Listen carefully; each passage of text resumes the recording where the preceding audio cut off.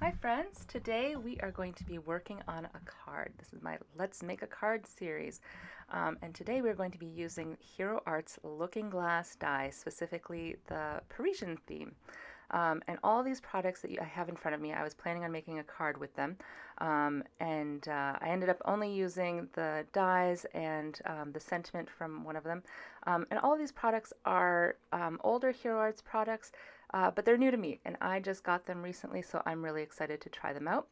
What I've got there is the or the die positioner, and that helps make sure that the dies go in exactly the right spot on your card. As you can see, they have other ones as well. There's a boat and lighthouse theme and an underwater theme. For today's card, we're going to be doing some coloring, and what I have in front of me here is my Copic marker hex chart from Sandy Elnock. And if you use Copic markers, these are really great to use. They're useful in helping to find the color families and what goes together with Copic markers. So if you use Copics, you should get the Copic hex chart. Now what I'm doing is I'm looking at different elements that I can use, and I found this Hero Arts kit from long time ago. This is one of their very first ones. I was a subscriber way long time ago.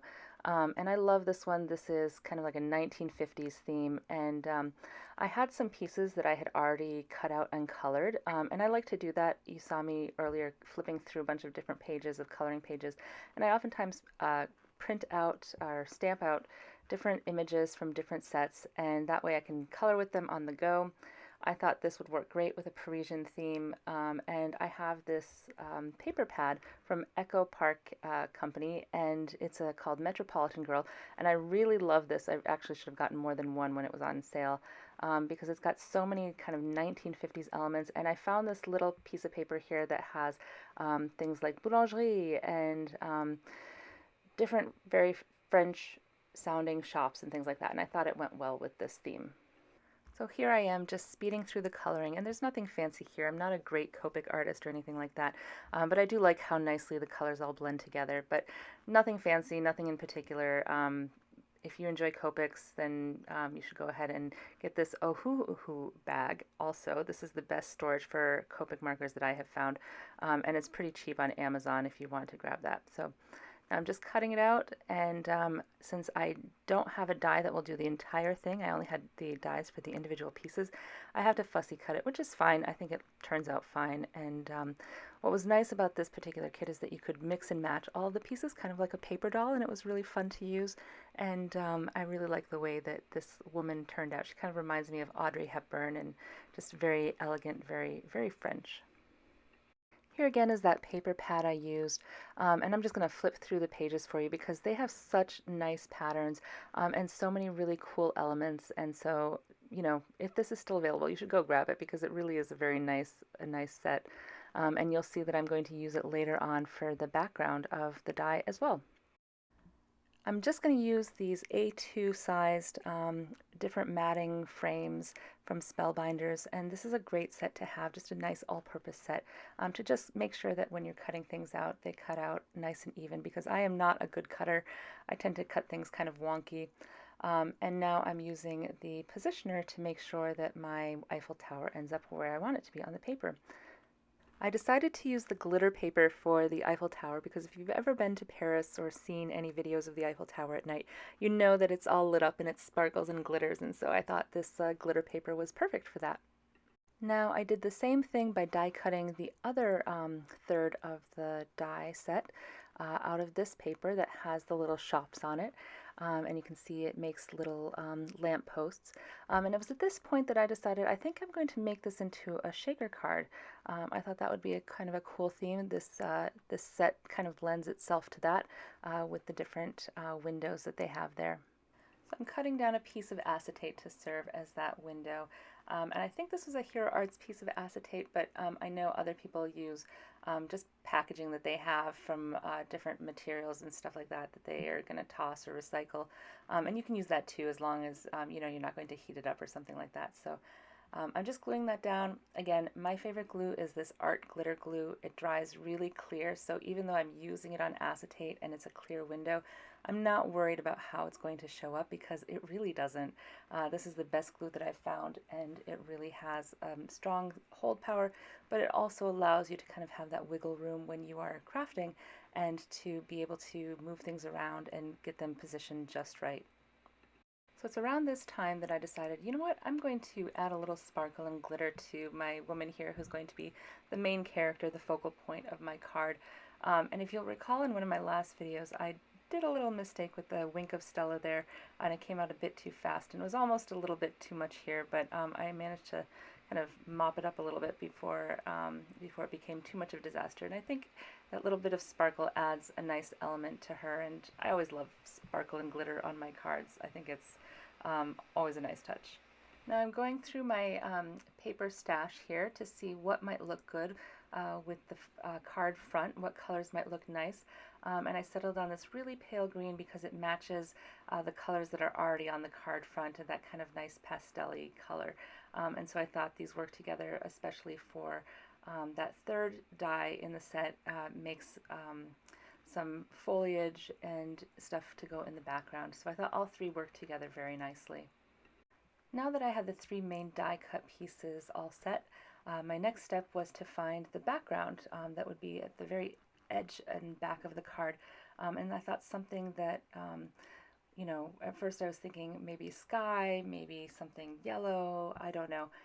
But then I went back into that Echo Park paper stash and I found a really nice background scene. It was actually a New York City scene, but the way I cut it down, I thought that it worked nicely for Parisian theme. Like it kind of still looks a little Parisian and stuff like that.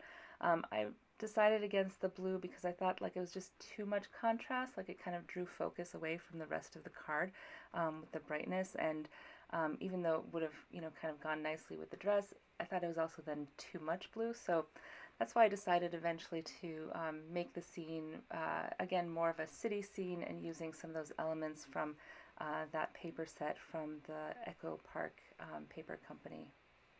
As I'm flipping through the paper pad here from the Echo Park Paper Company, you can see how pretty all of these different designs are, and I love their double-sided papers, and one side typically has like a scene or a motif like this one does, like a New York City skyline, and then the other side has like retro patterns and stuff. It's just a really cool set. They've got a lot of nice papers, and it's not something that I see crafters using a ton of. Oftentimes I see people making their own backgrounds, which is also really cool, but I'm somewhat lazy as a crafter, and if I can get a background that's pre-made, that looks pretty, that looks nice, I will definitely go for that. And here you can see I'm just kind of testing out where on the paper might be the nicest scene that looks the most Parisian, and I finally settled on that little corner of the paper. And I'm not going to use the whole thing because there's no point, only that little bit is going to be seen. And I'm just cutting exactly what I need here and going to go put it right behind that. And I don't know if you saw at the top of that green piece of paper, there's a little rip there. That was from pulling off some of the tape, and it pulled off some of the paper with it. But again, it's not going to matter because it's not going to be seen. Again, here's me being a lazy crafter. I'm very imprecise, guys. You will find this out about me, but that's okay. I feel like the end result is what matters, and if it looks good, that's all that matters. And people aren't going to be looking at, you know, underneath the card or something like that to see if it's been ripped or you made a tiny little error. And here I'm deciding, am I going to raise this up with foam tape and give it some more dimension that way, or am I just going to glue the background directly onto that green piece of paper? And I decided to just glue it because I thought the other two elements of the dies are going to be raised up on foam tape, and doing all three I thought would be just too much. Now I'm cutting out another acetate sheet to be on the back of the Eiffel Tower there. That was going to be the back end of my shaker card window because obviously I would need a back end and I'd need it to be clear in order to be able to see through to the third die. So that's what I was doing here. And you'll see later on I decide actually no, you know what, I think that might be a little too much. But I am actually glad that I did this window, and you'll see why at the end. And here I was a little heavy-handed with the glue, so I'm wiping it off, and it did land on the front of the acetate, but like I said, it didn't really matter. At the end, when I made the card, you couldn't tell that there had been any glue that had gotten on any of the acetate. Now I'm just popping it up on the foam tape, and again, I'm very imprecise. You'll see I'm kind of sloppy with this. I never measure anything. I just kind of go by the seat of my pants. That's the type of crafter I am. I always admire the people who are able to cut things and measure things precisely so that everything just fits together perfectly, but I'm kind of more of a trial and error person, and you know what, I think both methods are great. Everybody has their own way of doing things, and as long as people enjoy themselves, that's what matters. Now, I'm always a little nervous when it comes to foam tape, when I'm adhering the different panels together, because foam tape is very unforgiving. The glue, you can make a little wiggle room, get things just precise, but here I'm always worried I'm going to mess up the card, but this one turned out okay. Now here I am doing it with the front panel as well, propping that up on foam tape. And this is where if I was going to make a shaker card, I would have put in the shaker elements. But I thought the card was already getting a little busy with the different patterned papers, and I thought, you know what, it's just better to have only the window. And what I love about this is you can see, since I propped up the Eiffel Tower on a window panel and not just like on foam tape, it really lends a 3D dimension. It's kind of hard to see in the video, but it lends a real 3D effect that's kind of cool. It kind of makes somebody go like, how did you do that? And so I am glad at the end of it that I did do the Eiffel Tower on its own acetate panel, because adding that layer adds that dimension to the card. Now I'm just trying out to see where I'm going to put my main character here, the woman, and how I can position her so that I'm not going to be blocking that really pretty window that I spent all that time working really hard on. Now I'm adding the touch that I do on all of my cards, which is the Handmade by Stephanie stamp. I've mentioned before I had this specially made on Etsy. I really like using this. I like people knowing that I am particularly the one who made this card for them. I made a black top folding card base for this, A2 sized, and I'm just trying to figure out if I want to center that main panel or if I want to do it a little bit off center. And I'm thinking I'm going to do it a little bit off center so that I can have the woman be a little bit more out of the way of that center window that is so pretty that we made. The interior sentiment, what would life be if we had no courage to attempt anything? That's a Van Gogh saying from one of Hero Art's stamp sets.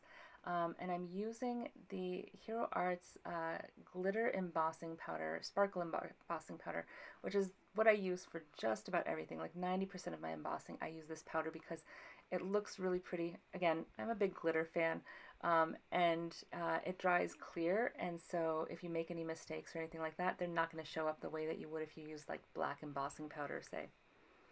Now here you can really see the dimension that that card has, hopefully, kind of the way that that looks really 3D. And so I'm just going to go ahead and glue this onto that panel, and I did decide to make it a little bit off-center, knowing that I still have to position that woman so that we can still get this card into an envelope. Again, using that art glitter glue because it holds so well, and I know that I'll be able to wiggle it around on the card base so that it won't get stuck in a position that I don't want it to be in. I did also debate about putting that woman, propping her up a little bit on some foam, or at least the portions that are going to be hanging off of the edge of that panel. I ultimately decided against it. I think if I was going to put this through the mail, maybe I would add some just to make sure that she doesn't actually end up too squished. But since I probably won't mail this, I tend to hand deliver my cards. This one I think will be fine. I don't think it will matter too much, and I thought the foam hanging off the side would just be too visible and it wouldn't look good. So there's not too much of her hanging off the side there, and I thought that the end result looked pretty great. I'm really happy with the way this card turned out. Now, as I was patting myself on the back and saying, yay, this card is done, I realized it would look a lot better if I colored in those lampposts rather than having them be the pattern of the paper. It would make them stand out a little bit more. So I just colored them in black, and I do think that helps them stand out and it makes it look a little bit more finished. And there you have it. That is my finished card. I hope you enjoyed following along, and I hope you guys try out some of the Hero Arts looking glass dies because they're really enjoyable and they add a lot of creativity. If you found this helpful, please like, subscribe, share. I'm just getting started with my channel, and I hope to provide you guys a lot of fun and interesting different techniques and different tools and different stamp sets and all sorts of fun stuff. So yeah, I hope you guys enjoyed it.